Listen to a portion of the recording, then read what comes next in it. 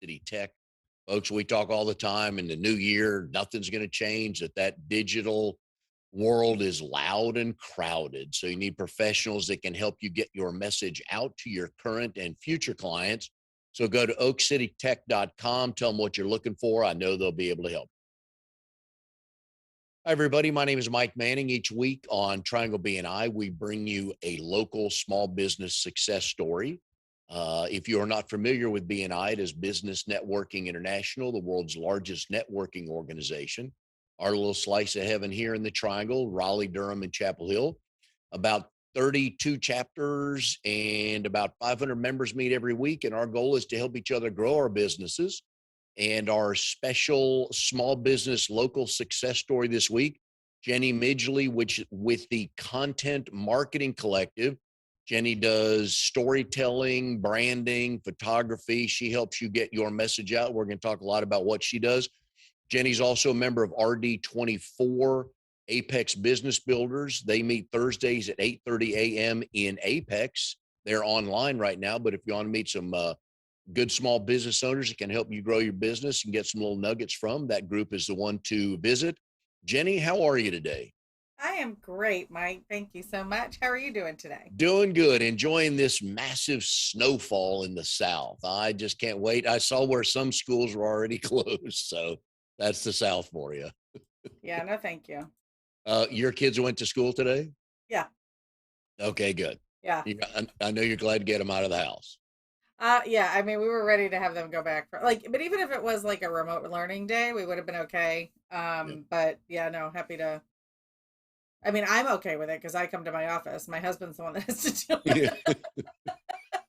So, but that's one of the things we're going to get at. My two kids are grown and gone. So, it. for folks like you and Scott, with working from home, not from home, two kids in school, not in school, we'll get to that in a little bit because I'm just fascinated by the logistics and more importantly, the patience factor of the parents. Mm-hmm. So, we're going to talk about what you do right now. Branding is the common theme with everybody you work with, whether it's digital marketing, it's photography, um, storytelling, and branding. So, if most of us were asked what our brand is, would we answer correctly? No. And where do we what?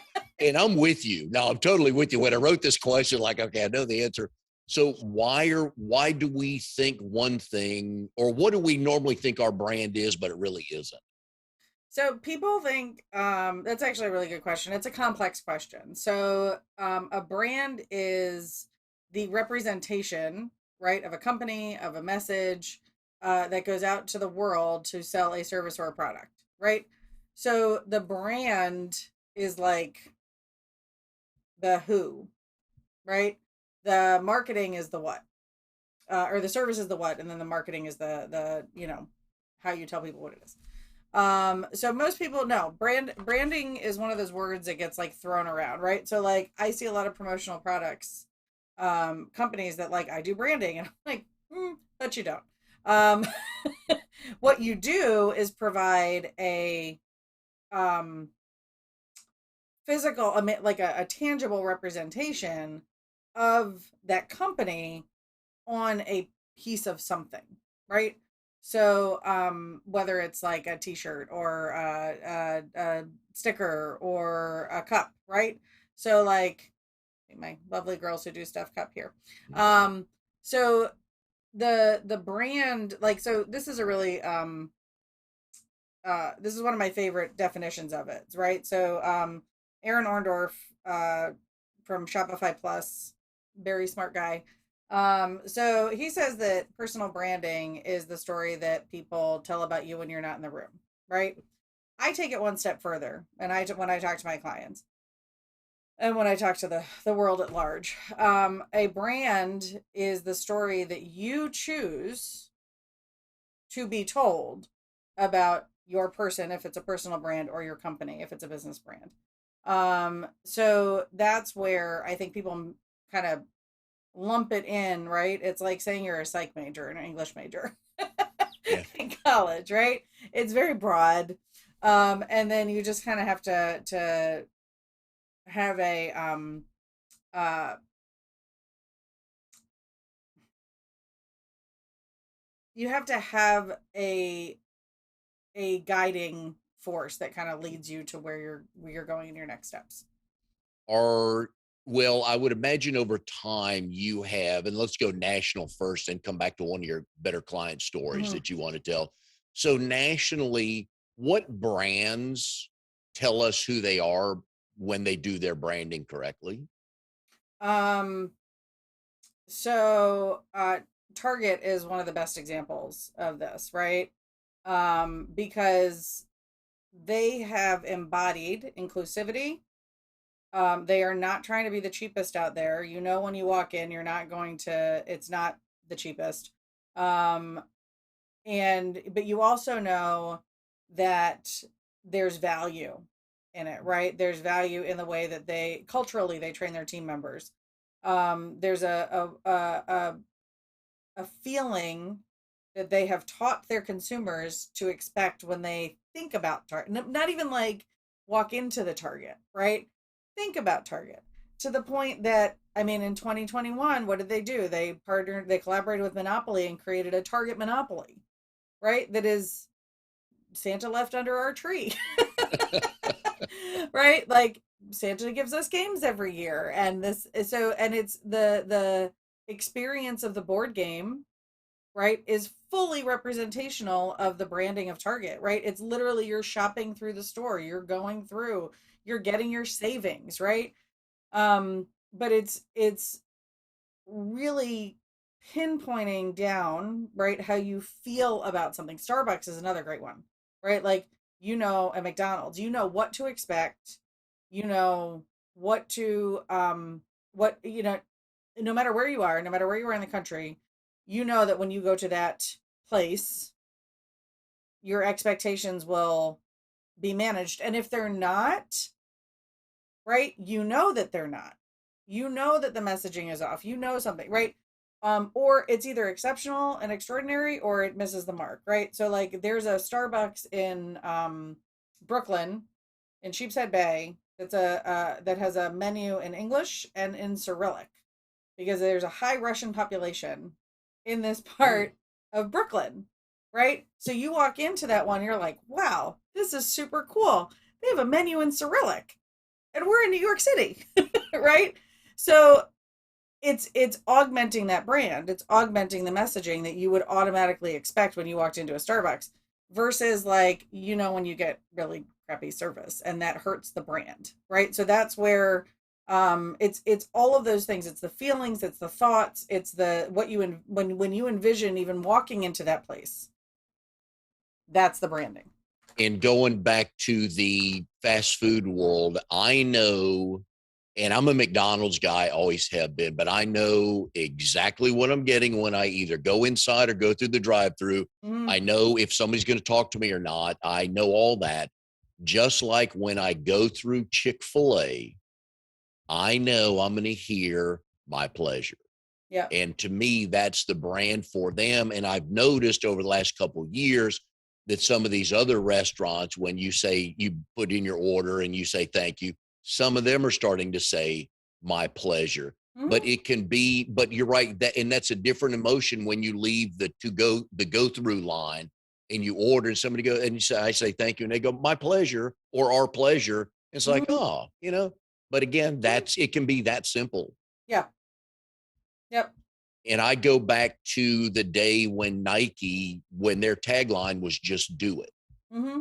And there are many different ways you can brand. You can brand instantly on a billboard, or like you were talking about with Target, you can brand through experience and over time. So there's not Mm-hmm. really one way to do it, correct? Right. That's because it's that representation, right? That's the emotions that it evokes, the feelings, the thoughts, the because a lot so gratification starts with anticipation.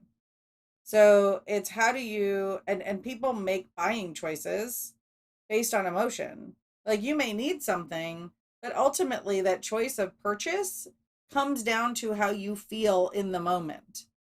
And so we can talk about, you know, till we're blue in the face all of these strategies of like you can, write, put this messaging, this font, this color, this all this logo, this image that goes with it, right? The pictures that go with it, all of these things, but it's all designed with the intent to evoke emotion from the consumer at the point of purchase. And it takes 7 to 13 touches for them to make that decision, right? So when you're talking about, let's say you need a washer dryer, right? And in your house, when you were growing up, your parents always went to Sears for their appliances, right? So what's happened? There's no more Sears, right? Like Sears, there's fewer, right? The big box stores, the Walmart, the Lowe's, the Home Depot, all of those things, right? But at Sears, they always had Kenmore, and you always had Kenmore or Maytag washers and dryers, right? When you were a kid growing up. So, that's going to be, because that memory evokes nostalgia when you're thinking about your childhood home and let's say you've never had to go out and buy a big appliance like this before, right? That's where it starts. It starts with that internalized messaging from when you were like weenie to now. So, when you think about that, when you approach all of your selling from that space, rather than a very perfunctory, like I just have to get stuff out there and I need to have this, very rigid kind of mindset, then you're going to end up being much more successful, because what you're doing is you're reaching out to your consumer and meeting them where they're at, and being a real human, right? That's why business branding is so important to, where they really tie into these emotional experiences with the commercials, with the the pictures throughout the stores, right? Everything is meant to evoke some kind of emotion, usually positive. I mean, I don't like to label, qualify emotions as good or bad, because emotions just are. But it's literally a neurochemical reaction in your brain, and that's what the marketing is doing. That's what the advertising is doing. So when we think about how we, as from the big business brands to the small tiny mom and pops, how we affect our consumers' decision is how we make them feel, and it starts with their first interaction with us. One of the first branding campaigns I remember, speaking of growing up, was CocaCola. It was always have a Coke and a smile. Mm-hmm. It's not like drive down to Target or Food Lion or Winn-Dixie or whatever it was and get a six-pack. It was have a Coke and a smile. And then we saw the polar bears at Christmas with the Christmas Mm-hmm. tree and the Coke bottles and everything. And again, I'm a Coke drinker. My mom was a Coke drinker growing up, so I started drinking Coke. I don't drink much anymore, but in my heyday, when I would power down quite a few Oh yeah. Diet Cokes, Yep. that's kind of what, because there was nothing from Pepsi back in the day. I mean, Coke owned it You're right, and it's so funny that you say that, because you are a native North Carolinian, right? And long Pepsi enough. was Yep. founded in North Carolina. Yep. So the fact that Pepsi didn't catch up, right? It was Cheerwine. You know what Cheerwine was, right? But it was still like, I know. My Yeah. son loves Cheerwine. But you know what I mean? It's those regional things that, like, and Coca-Cola's from Atlanta. They're not far away from one another, Mm. right? But the fact that the Coke did such a better job with their branding, until Pepsi rebooted in the 80s, and then it was like a whole thing. But um, I think that there's, that is really telling, right? That a native North Carolinian, where now everything is Pepsi, North Carolina, founded in North Carolina. If you're in North Carolina, that's all the branding you see is about Pepsi and how it was founded in the Carolinas. Because they realized they missed the mark. And there's a Yeah. lot of native North Carolinians who are Coke drinkers. Oh yeah. Yeah. And I know that we have some business owners who listen and watch the show here. Mm-hmm. If they haven't gone about their branding process yet, or think hey, I tell people and it could be like in the insurance world with State Farm, or we are in good hands with Allstate, and like a good neighbor, State Farm is there, versus Geico and Liberty Mutual. And some of these are now, it's all about pricing. And again, Mm-hmm. that's fine, because it's like you said, emotion is what it is. And if you want the cheapest, hey, You know the 2 or 3 Mhm. places to call. But if somebody's starting, so they're going to watch this show and they're going to think about this and go, what is mine? What are 1 or 2 things they should jot down to look at, or how do they kind of get this started figuring out what their brand is? Oh, okay. So that's a really good question. Um, the way that you start figuring out what your brand is you go ask 10, 15 people what you do. I love this answer because none of us do that. It's that simple, but very few Mhm. of us do that. You start with, if you're in a BNI, poll everybody in your BNI and Mm. say, tell me what I do, right? And I bet that if you are not clear on your branding and your messaging, that there is going to be a lot of confusion. Mm. And like, hi, I'm a marketer and I had a confusing message for a while because what I do is so um there are several components to what I do, right? I am a content marketing strategist and I do content creation and scheduling and I run a marketing collective. I am a brand and marketing photographer. I do headshots and branding and marketing for businesses, for websites and social media and whatever. I also have a podcast, right? So like all of these things, and then there are some in your audience who require a very concrete statement, right? Who need that to understand what you do. And then there's others that can pick up on the nuance, right? But the reality is that you're not going to know if your messaging is confusing until you ask people if your messaging is confusing. Yes. So the starting point is to either hire somebody to do an audit for you on your social media and website, and all of your materials, and in addition to that, or ask the people with whom you network with the most frequently to parrot to you what you do. Yep. Yep. And you'll be people, and they should be prepared for different answers.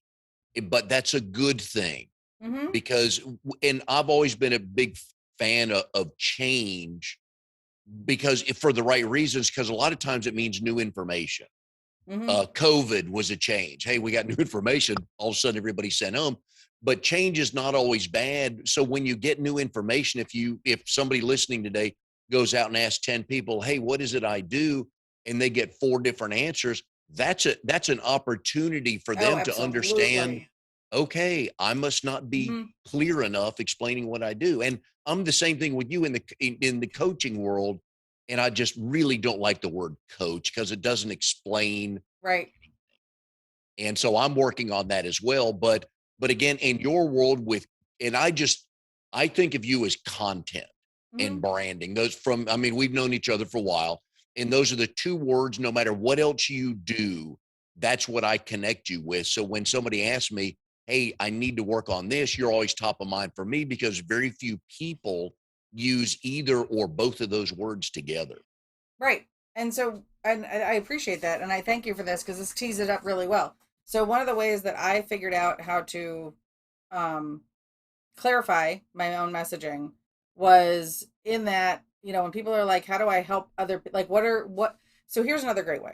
What are some ways that I can help you grow your business? Right. And so I say, well, content marketing is my jam, right? So I am a content marketer. The buzzwords that you will hear my clients where the pain points are they're overwhelmed with their social media. They have a website, but it's not converting. They haven't ever had professional photos taken for their business. Yeah. Y'all, you, I like, even if it's, a virtual session where we're teeing you up with somebody with an iPhone or an Android, a Google Pixel camera, I will help you get that photo to put on your LinkedIn so that you look presentable and it's not some random selfie. Okay. Um, because we can do that nowadays. But those are the pain points, right? So when you think about your brand, right, and who you're trying to reach, you have to think about the where the customer is struggling, where is your consumer struggling, so that if you do have a confusing message, all you have to do is tell people these are the kinds of words that you're going to hear, right? Because you know what clients you serve. So these are the words that you're going to hear. You're going to hear overwhelm. You're going to hear they don't know, a lot of lack of knowledge, a lack of awareness, wanting to be more visible, frustrated because all of these the frustration is a huge one for me. Or they don't have time, right? Like I have a component to my business where we create and schedule all of your content for you. And it's not a oh, you get 2 posts a week for $99. Like no, that's not like you get what you need to grow on the specific platform where your people are, and then we build from there. But you're not going to get anywhere unless you have visibility at least one place.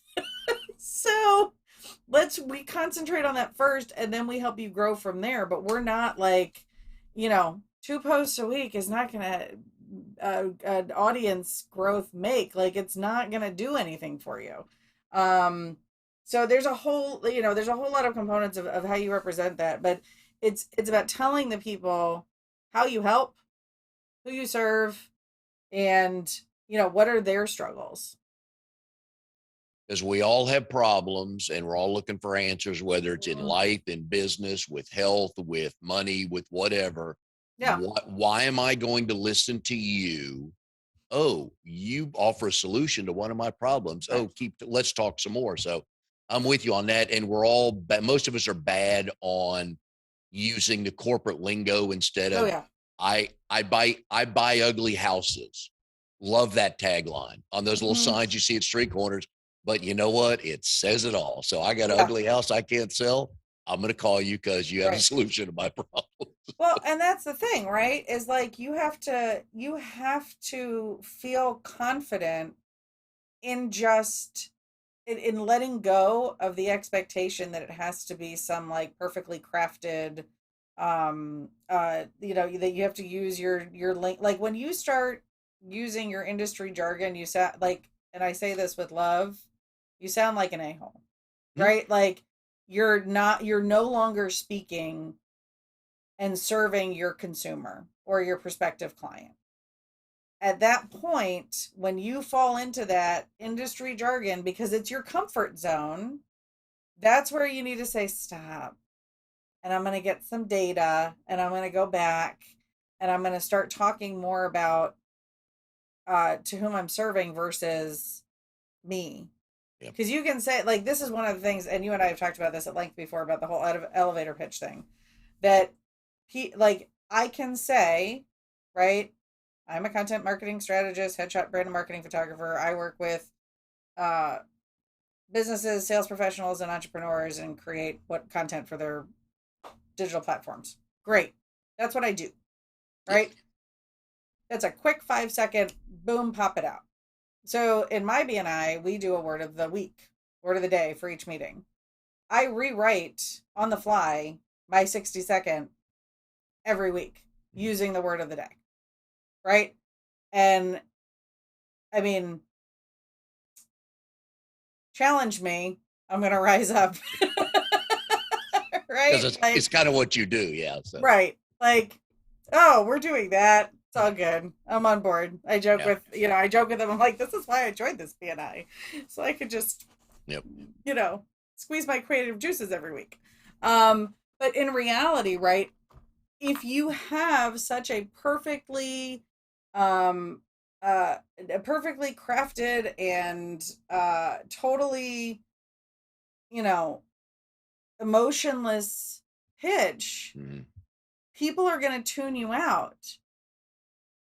Nobody has to remember what I said. They just have to remember that I made them laugh and that I was creative. And Yep. that if I'm that creative on the fly doing my 60 second in front of my group and a visitor, then think about what I can do for you in your business, right? It's the same thing that you talk about. Tell me a story. Tell me a story, relate it back. So this goes back to what we started talking about with the hitting those emotional buttons. Storytelling makes you relatable.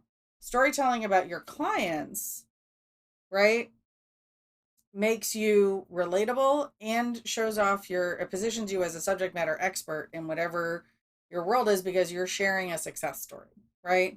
You're, even if it's not a success story, even if it's a way you said, you know what, I tried to help this person and I couldn't, but I found someone to go help them, right?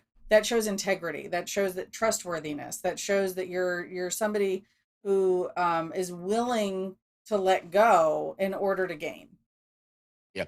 And So I always love I'm with you. I love the storytelling because in there, and I tell people there's the solution that someone in that room is looking for. yep. Whether you're a realtor, hey, just wanted just Jim and Susie, we finally found the house they wanted. We looked at 32 houses last Saturday. Man, that tells me a ton about you as a realtor. If you're Mm-hmm. willing to cart two people around to 32 houses, but those are the things like that people are looking for. So I'm with you. I love stories, Mm-hmm. and they're more memorable than the corporate lingo off your 4-color 3-panel flyer.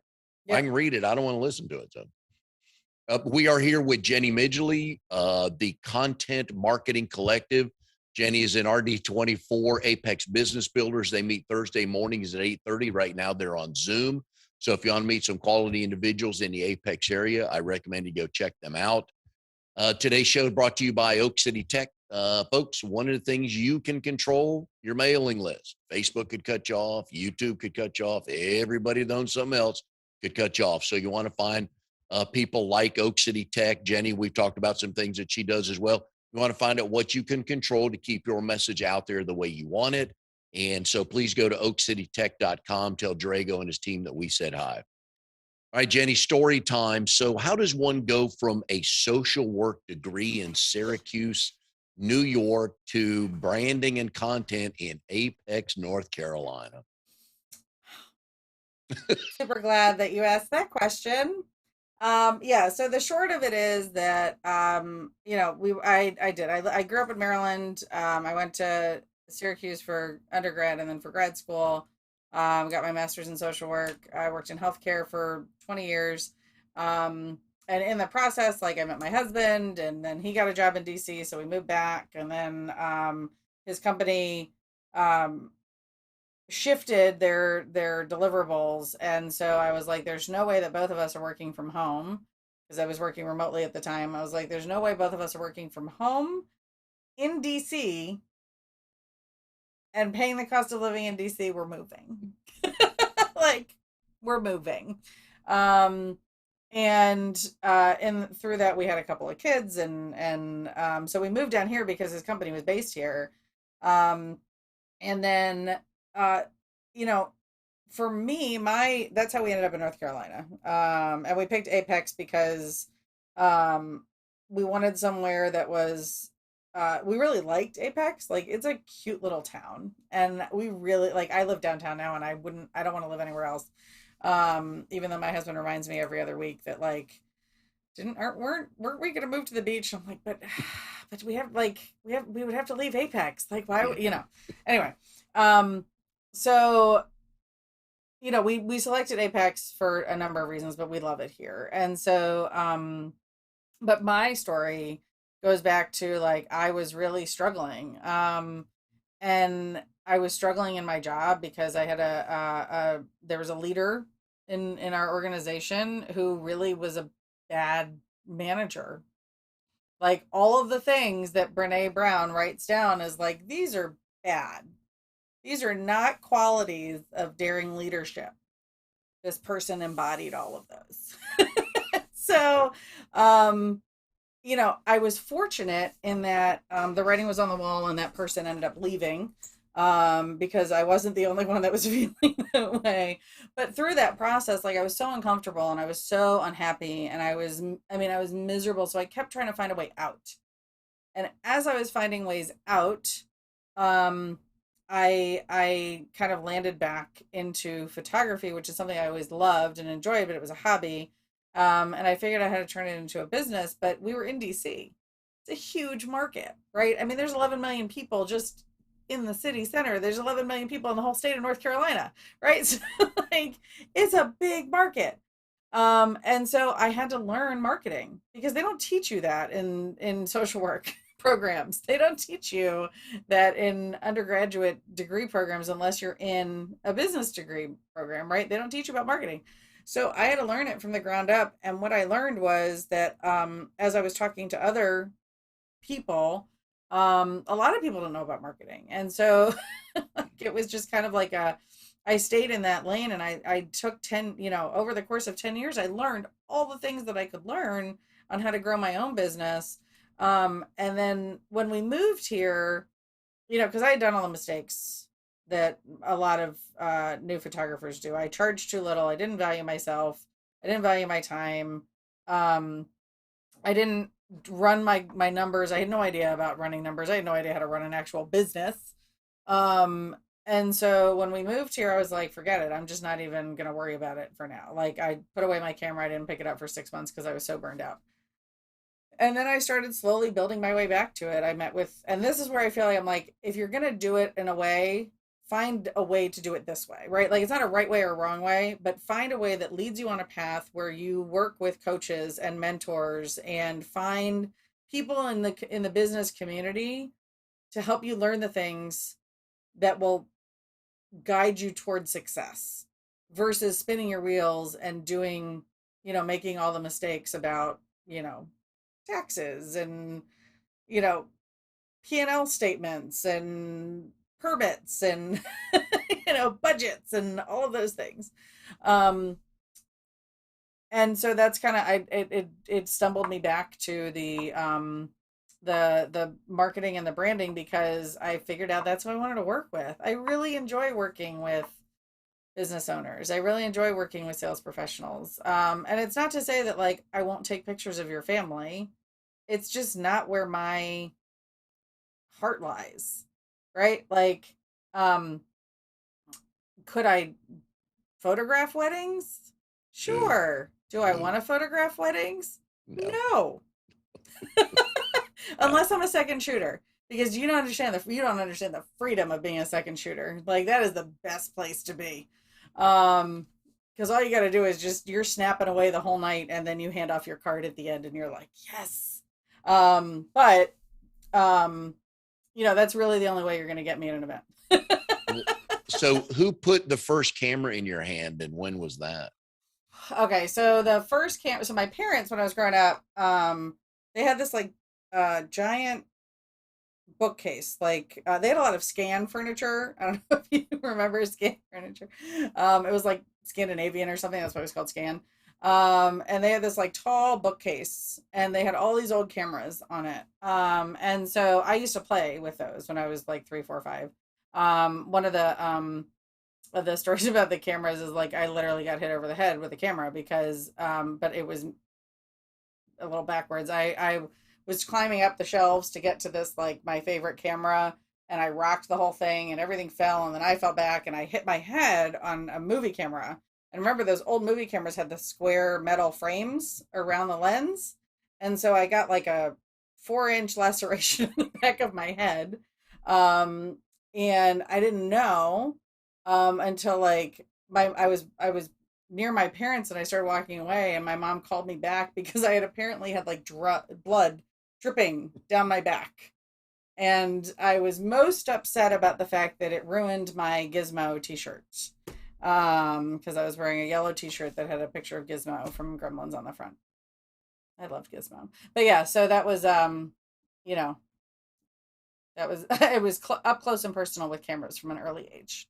What do you remember first taking pictures of? Um, that's a good question.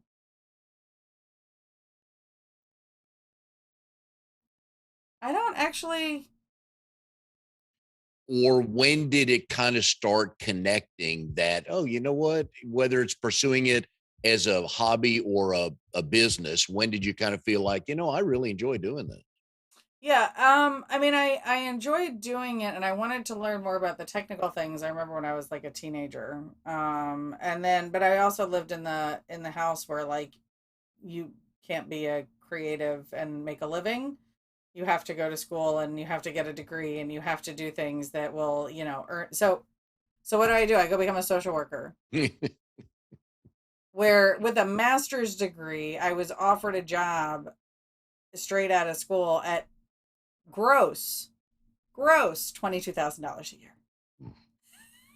So like, why would I not be like, I, anyway, um, it's all good. But I managed to get that degree. I did it. Um, but what I so the creativity piece was always there, right? Like I am very high on the strategic thinking. I am 110% neurodivergent. I own that as part of my like process. I talk about it. Um, because fitting in that traditional world, right? So I found the jobs that made sense. I worked in hospitals. I worked in emergency rooms, where there's a fast paced, unpredictable environment that had predictable tasks to complete. So being a creative entrepreneur is very similar to that. And so it was when I kept going back to it, right? Like I kept going back to finding the camera and expressing myself that way throughout my 20s and then my 30s, and then just kind of blossomed that way. Now I know Scott a little bit. I've known you Hmm. longer, but I know Scott a little bit. And I always like asking people on the show. So I will ask you, how did you and Scott meet? And do you both tell the story the same way? We do not tell the story in the same way, I don't think. Gee, I I'm know how I shocked. tell it. We met on Match.com, and he was in his 3-day free trial. And I had been working this app. So, of course, I found him because I had been working the app for a while, unsuccessfully. But yeah, we met on Match.com, and I was going, like, we kind of we exchanged whatever. Like, he sent me pictures, and we were chatting back and forth. I was going out of town, and so I was like, no harm, no foul. I'll just go out with this guy, like whatever. Um, he We made the arrangements. He showed up 45 minutes late because he forgot his wallet and had to turn around and go home. And when he showed up, he was on his cell phone, like talking on his phone, and like waved at me. And I was like, who the F does this guy think he is to disrespect me like this? Whatever. And then two things happened. Number one, because I had locked my front door, so he had come around back when I was sitting on my back deck, and he just kind of like waved at me that way. And that's when I was like, this is gonna end very quickly. So I went through the house and I unlocked the door and I kind of like waved him that way. Two things happened. Number one, I had a very aggressive dog at the time, and when Scott walked into my house, the dog went and ran and just laid on the couch. Did not try to eat him.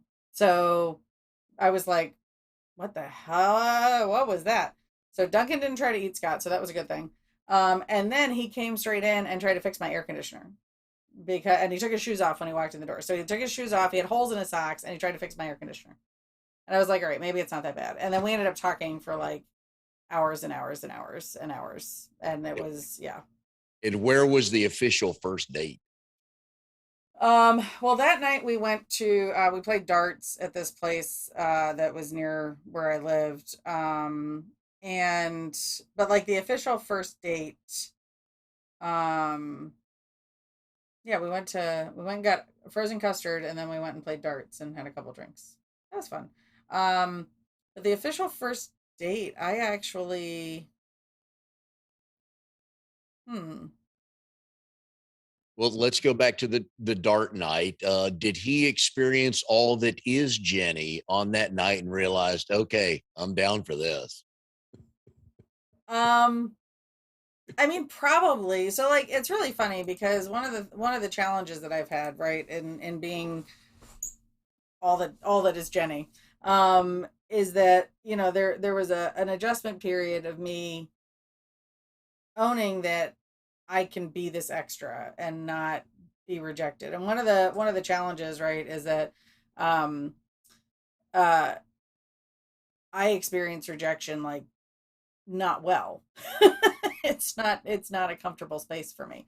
So I had to learn that I don't need to mask myself, and I don't need to I can own my extra and be all the Jenny that I can be, um in a way that is irreverent and funny and whatever. So yeah, I mean I think he got a lot of it that night.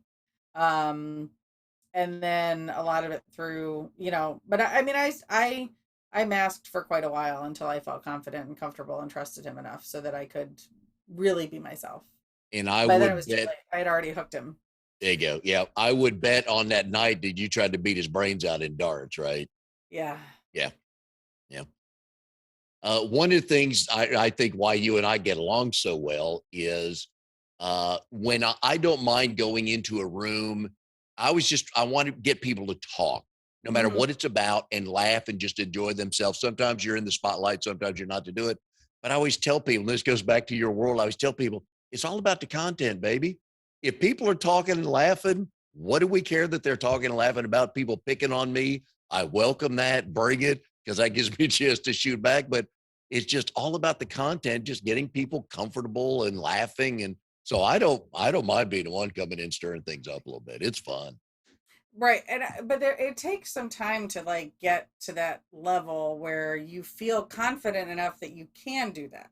Mhm. Right. So like there's I mean, I had a high, um, I spent a number of years with a high level of anxiety and panic even going into some. I mean, like, and that's one of the things I say. Like, if you had told me 10 years ago that 12 15 years ago that I would have a podcast, that I would be front and center, feeling confident, feeling running a successful business, being all the extra Jenny that Jenny is, right?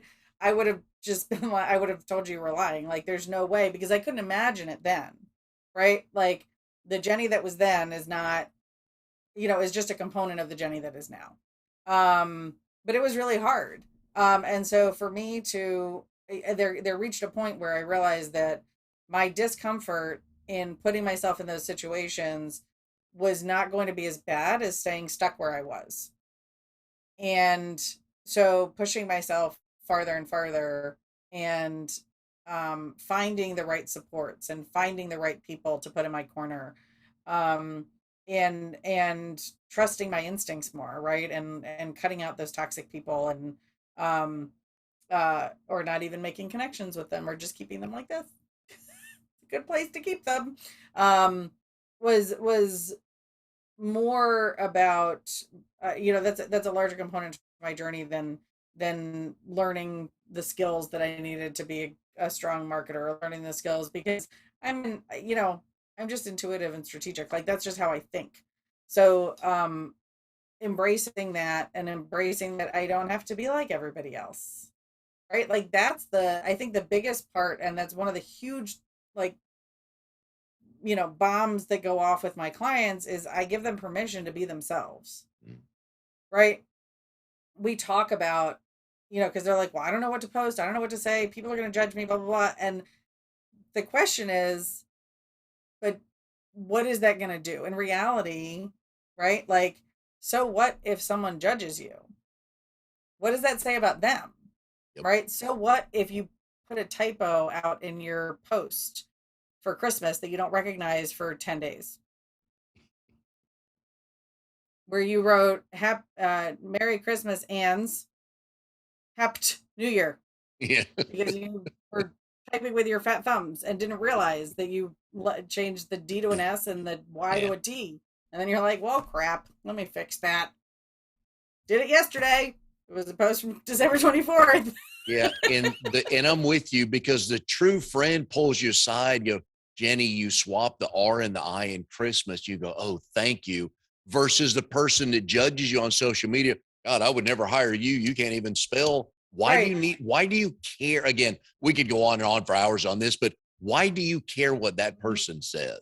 Right. You shouldn't. So I'm with you on that, and just letting people be, because at the end of the day, they're buying you because there's 1,000 photographers Mm-hmm. and there's 1,000 social media people, but they're buying you because they connect with you, whether you had the 5 best answers to grow their business, or they just felt comfortable with you because they could be honest with you and say, Jenny, I just hate doing this. I don't want to tell anybody, but I just don't want to do that particular part of my business. And then Mm-hmm. you two sit down and you work it out, and they're like, oh my God, I can tell her anything. I mean, pretty much. I've had clients walk away like, we'll go through. the process of kind of like getting digging deep into what is the challenge of putting out consistent content, or because sometimes we have to unravel, and that's where I pull my social work skills into play, where I talk to people about we sometimes have really intimate conversations, and they have to be willing to be vulnerable with me so that we can get to the meat of it, so that we can bust through some of that mindset stuff and get them to the point where they do feel comfortable making videos, or they do feel comfortable coming in here and we make some funny TikToks, or we do they get comfortable in making YouTube videos or going live on Facebook, whatever it is. um Sometimes we have to kind of do some myth busting and some mindset busting, and I've had clients cry with me. I've had clients be like super duper vulnerable and talk about things that they didn't even know were issues, that were blocks in the way of how they were marketing themselves. And so it has to be a trusting relationship. There has to be validation of the fact that there is going to be points of vulnerability, and it's going to be change is hard. I don't like it. I don't expect that anybody else is going to like it, right? I adapt to it really well, but that doesn't mean that I can be spontaneous, and I can do things on the fly. But that doesn't mean that when the quiet hours that I don't have to process it, and it's not a struggle for me, because it is. And so when I do have those realistic and intimate and vulnerable conversations with my clients, it's important. It's important work. And so being able to do that and help people through to the next step is huge for me. And sometimes just unblocking that and clearing out that those mindset blocks around personal branding and marketing and things like that is enough, that like I've had people that you know pay for a certain number of hours with me on retainer and don't even have time to work with me on the last 2 or 3 hours because they got so busy, because just unblocking that allowed them to go out there in a way that brought and attracted so much more business to them. Yeah. So Earlier, you had mentioned your podcast. Want to talk about that for a quick seconds? It's yeah. girls who do stuff, with another one of our favorites, Sarah Madras. You guys talk. You ladies talk. You have people on your show that you interview who have an impact Mm-hmm. on different parts of life. So I know you've heard some wonderful stories. Speaking of tears and laughter, I'm sure you've heard some wonderful stories. Oh yeah.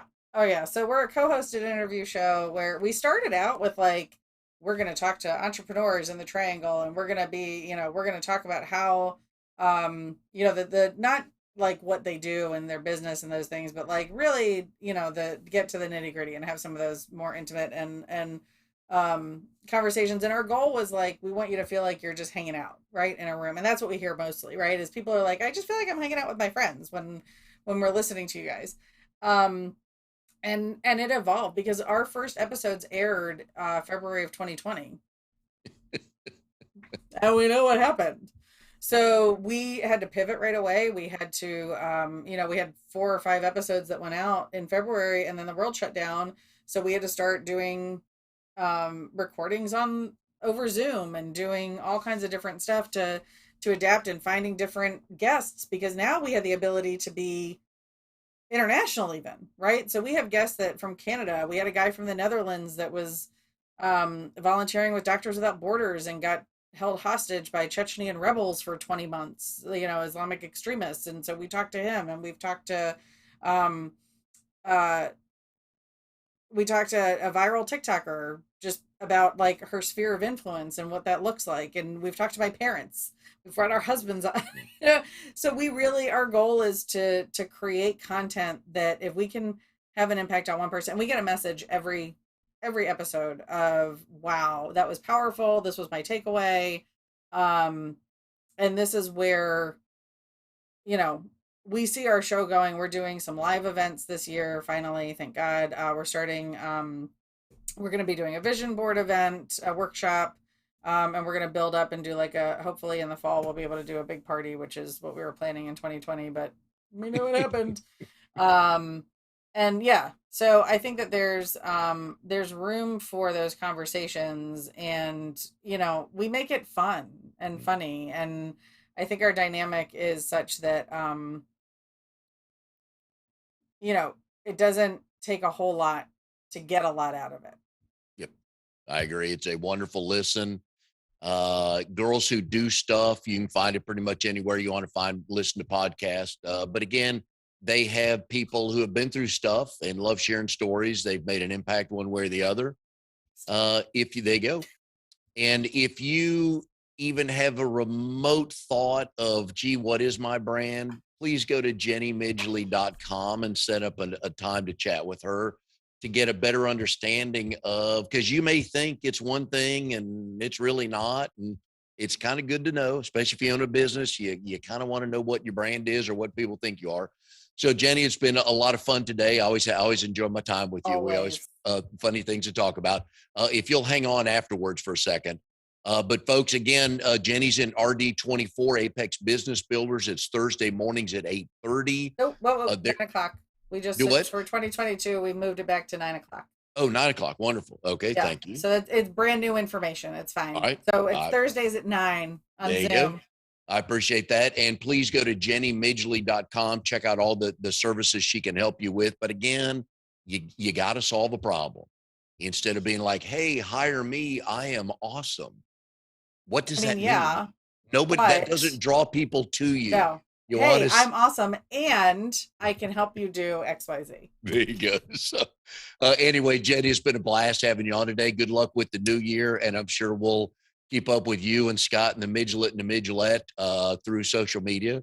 It's been a lot of fun, and we'll see everybody next time on Triangle BNI.